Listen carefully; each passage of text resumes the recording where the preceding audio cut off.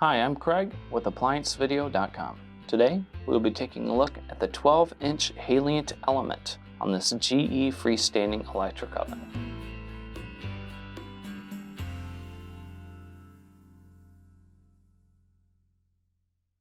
Stop. Before beginning any repair, always be sure to disconnect the power to the appliance.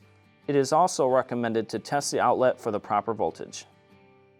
A faulty 12-inch Haliant Element would often result in no heat coming from the burner at all. Maybe one of the two sizes work, but the other one does not. Or you could have possibly seen a spark coming from the glass underneath the glass on your actual element itself. Now, click on the link below to view this repair video. ApplianceVideo.com guides you step by step, giving you the confidence to avoid recalls and callbacks, also saving time on repairs. Whether you're up against an uncommon repair or the latest appliance on the market, our videos have been created with you in mind.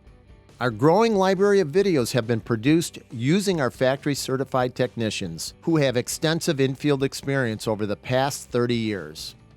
ApplianceVideo.com provides high-quality repair videos that anyone can follow, regardless of their skill level. We are here to help.